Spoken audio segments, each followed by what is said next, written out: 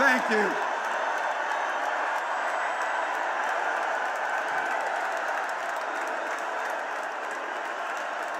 Thank you.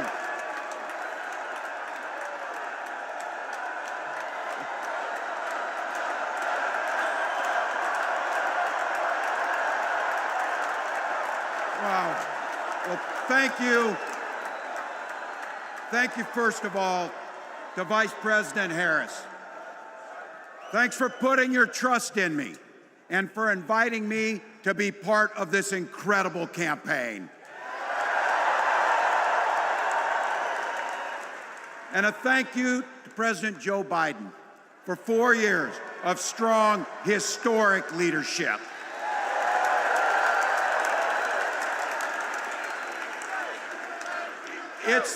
It's the honor of my life to accept your nomination for Vice President of the United States.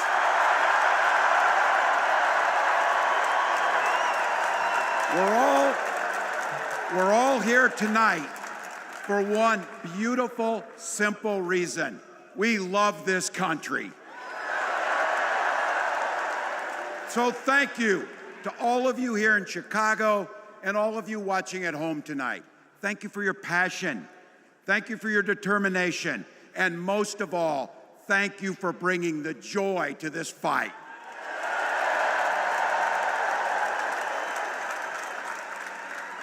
Now, I grew up in Butte, Nebraska, a town of 400 people.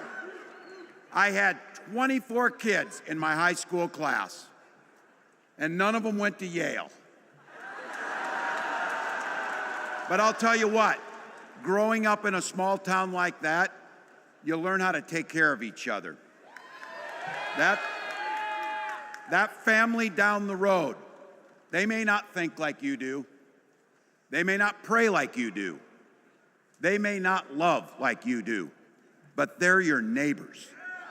And you look out for them, and they look out for you. Everybody belongs, and everybody has a responsibility to contribute. For me, it was serving in the Army National Guard. I joined up 2 days after my 17th birthday, and I proudly wore our nation's uniform for 24 years.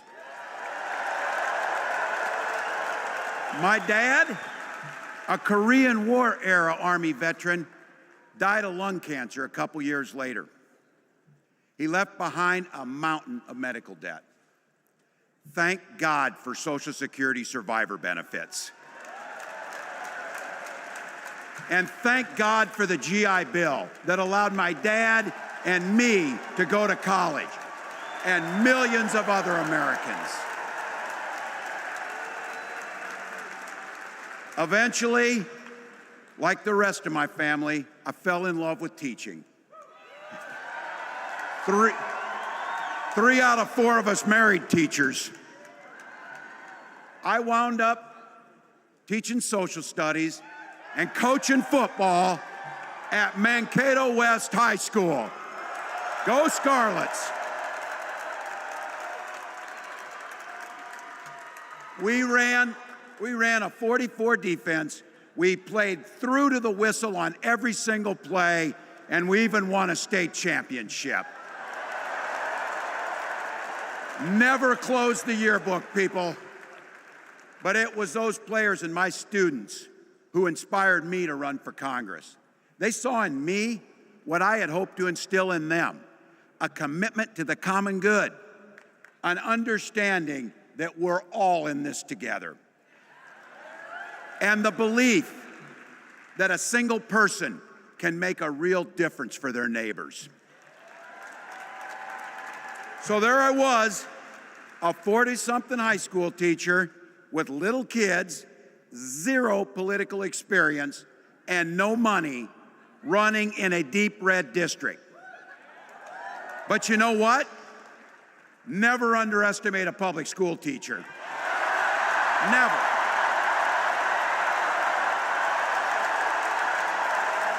I represented my neighbors in Congress for 12 years, and I learned an awful lot.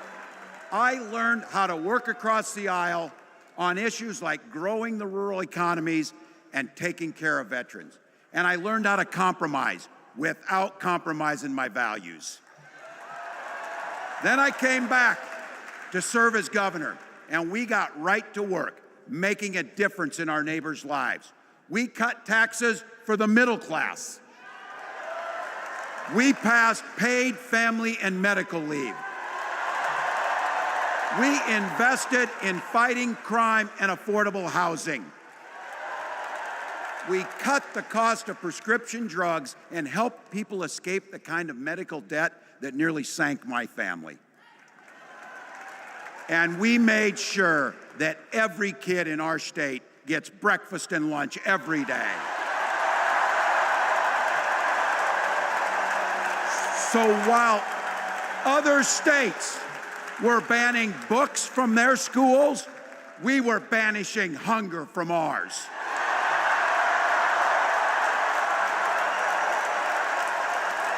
We also protected reproductive freedom because in Minnesota, we respect our neighbors and the personal choices they make. And even if we wouldn't make those same choices for ourselves, we've got a golden rule. Mind your own damn business.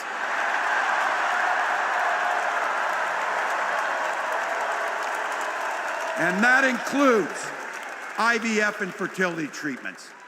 And this is personal for Gwen and I.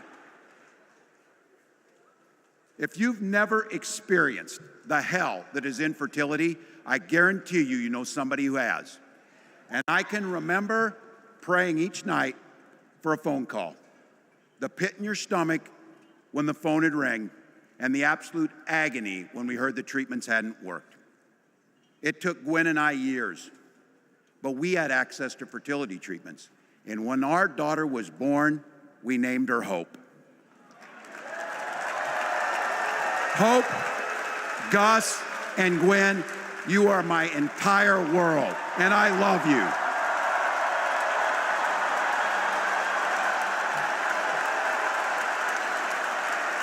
I'm letting you in on how we started a family because this is a big part about what this election is about.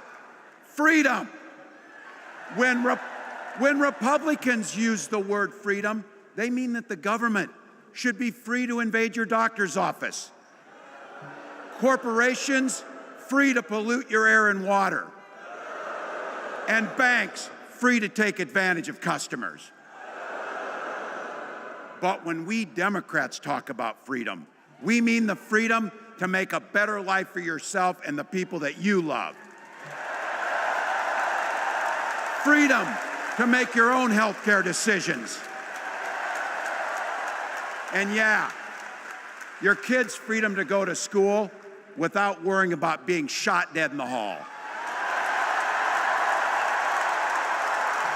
Look, I know guns. I'm a veteran.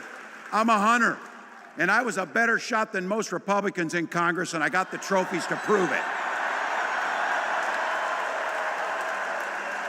But I'm also a dad. I believe in the Second Amendment, but I also believe our first responsibility is to keep our kids safe.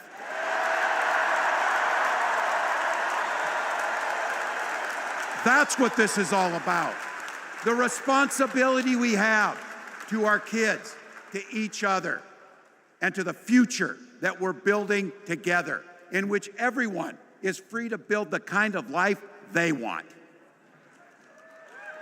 But not everyone has that same sense of responsibility. Some folks just don't understand what it takes to be a good neighbor. Take Donald Trump and J.D. Vance. Their Project 2025 will make things much, much harder for people who are just trying to live their lives. They spent a lot of time pretending they know nothing about this. But look, I coached high school football long enough to know, and trust me on this, when somebody takes the time to draw up a playbook, they're gonna use it.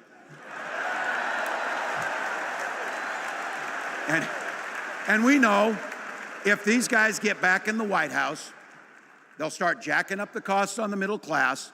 They'll repeal the Affordable Care Act. They'll gut Social Security and Medicare. And they will ban abortion across this country, with or without Congress. Here's the thing. It's an agenda nobody asked for.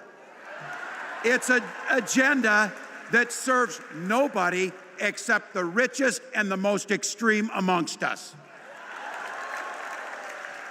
And it's an agenda that does nothing for our neighbors in need. Is it weird? Absolutely.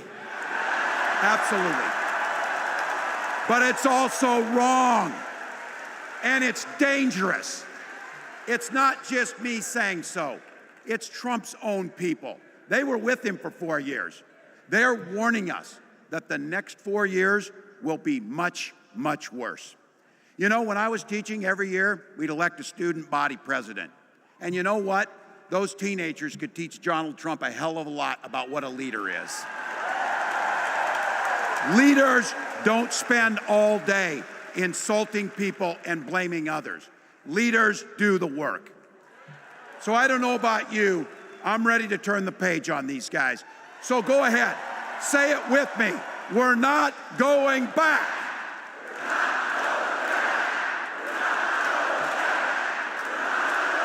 We've got something better to offer the American people. It starts with our candidate, Kamala Harris. From her first day as a prosecutor, as a district attorney, as an attorney general, as a United States senator, and then our vice president, she's fought on the side of the American people. She's taken on the predators and fraudsters. She's taken down the transnational gangs, and she stood up to powerful corporate interests. She has never hesitated to reach across that aisle if it meant improving your lives. And she's always done it with energy, with passion, and with joy. Folks, we've got a chance to make Kamala Harris the next president of the United States.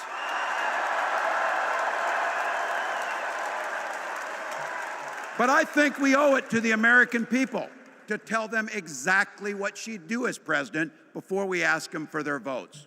So here, this is the part, clip and save it and send it to your undecided relatives so they know.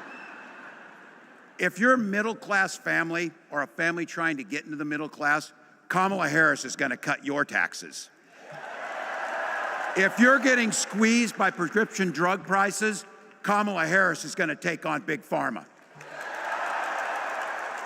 If you're hoping to buy a home, Kamala Harris is going to help make it more affordable. And no matter who you are, Kamala Harris is going to stand up and fight for your freedom to live the life that you want to lead. Because that's what we want for ourselves, and it's what we want for our neighbors. You know, you might not know it, but I haven't given a lot of big speeches like this. But I have given a lot of pep talks. So let me finish with this, team. It's the fourth quarter. We're down a field goal, but we're on offense and we've got the ball. We're driving down the field. And boy, do we have the right team. Kamala Harris is tough. Kamala Harris is experienced, and Kamala Harris is ready. Our job for everyone watching is to get in the trenches and do the blocking and tackling. 1 inch at a time, 1 yard at a time, 1 phone call at a time, 1 door knock at a time, 1 $5 donation at a time. Look, we got 76 days. That's nothing. There'll be time to sleep when you're dead. We're going to leave it on the field. That's how we'll keep moving forward. That's how we'll turn the page on Donald Trump. That's how we'll build a country where workers come first. Healthcare and housing are human rights. And the government stays the hell out of your bedroom.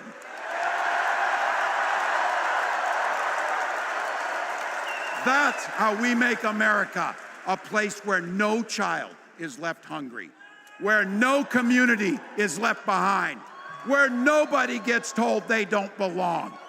That's how we're gonna fight. And as the next president of the United States always says, when we fight, when we fight, when we fight, thank you. God bless.